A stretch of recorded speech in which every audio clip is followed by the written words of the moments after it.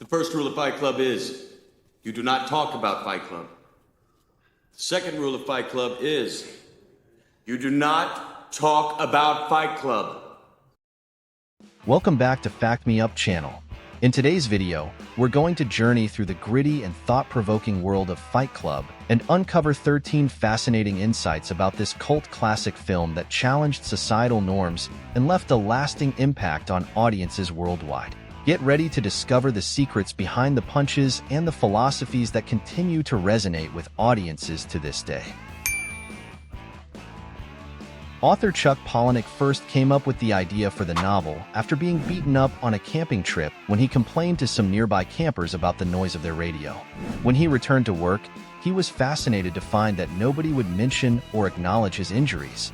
Instead, everybody was saying such commonplace things as, "How was your weekend?" Palahniuk concluded that the reason people reacted this way was because if they asked him what had happened, a degree of personal interaction would be necessary, and his workmates simply didn't care enough to connect with him on a personal level. It was his fascination with this societal blocking which became the foundation for the novel. The original pillow talk scene initially had Marla saying, "I want to have your abortion." When this was objected by Fox Pictures president of production Laura Ziskin, David Fincher said he would change it on the condition that the new line couldn't be cut. Ziskin agreed and Fincher wrote the replacement line. My God, I haven't been like that since grade school. When Ziskin saw the new line, she was even more outraged and asked for the original line to be put back. But as per their deal, Fincher refused and the line was kept in the movie.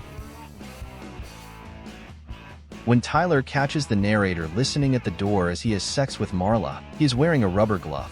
This was Brad Pitt's idea and caused a great deal of controversy with president of production at Fox Pictures Laura Ziskin. She was horrified when she saw the scene and demanded that it be removed. However, at a subsequent test screening, the appearance of the glove got the biggest laugh of the whole movie, prompting Ziskin to change her mind. During the shooting of the film, Helena Bonham Carter insisted that her makeup artist apply all of her makeup with her left hand, because Bonham Carter felt that Marla was not a person who would be particularly skilled at or concerned with correctly applying makeup. In an infamous incident, the Friday that the film was released theatrically in the United States, Rosie O'Donnell appeared on her TV show and revealed that she had seen the film earlier in the week and had been unable to sleep ever since.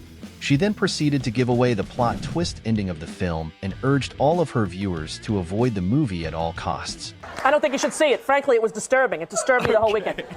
Edward Norton, Brad Pitt, and David Fincher discussed this incident on their DVD commentary track, with Pitt calling O'Donnell's actions unforgivable.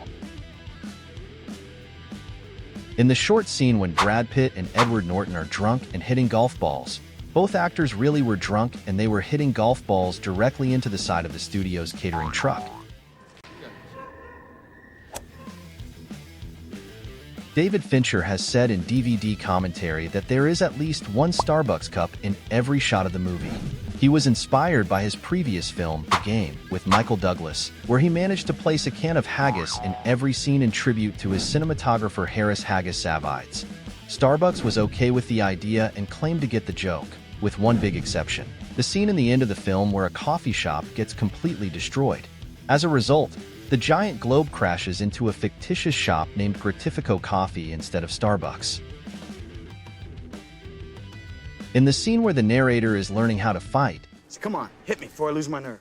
Edward Norton was supposed to throw a relatively meek punch at Tyler Durden's shoulder, but just before cameras rolled, David Fincher pulled Norton aside and told him to hit Pitt in the ear for real. Norton did as he was told, which makes Pitt's reaction, Motherfucker! You hit me in the ear! genuine and all the more amusing. The scene where the narrator's boss finds the rules of Fight Club in the photocopier and the narrator points out that whoever wrote it is obviously dangerous and might one day storm through the building shooting everyone, because the person who wrote that is dangerous, proved to be a highly controversial scene for the filmmakers. In early test screenings, the scene got huge laughs and scored extremely highly with audiences. However, these screenings happened before the Columbine massacre. In all screenings after Columbine, The scene evoked no laughter whatsoever and scored extremely poorly, with audiences commenting that they felt it was in bad taste. This prompted the studio to ask director David Fincher to cut the scene altogether. Fincher considered doing so, but because the scene leads into the pivotal Marla breast cancer scene, he decided that it couldn't be cut. Brad Pitt wasn't initially overly interested in making the film until David Fincher arrived on his doorstep during the making of Meet Joe Black and insisted they go out for a beer. It was over that beer that Fincher pitched Fight Club in the role of Tyler Durden, after which Pitt agreed to read the screenplay and eventually took the role.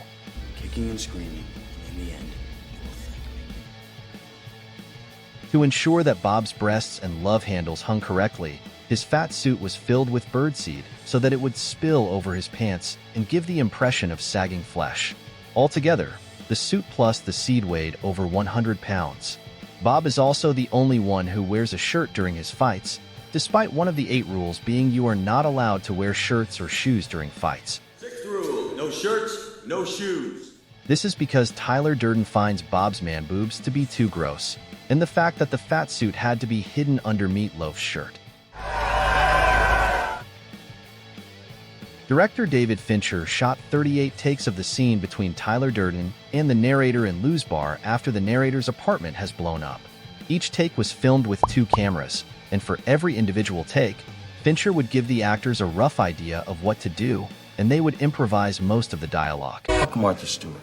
The scene as it exists in the finished film is made up of segments from numerous different takes, and much of the dialogue, especially Tyler's, was completely improvised on set.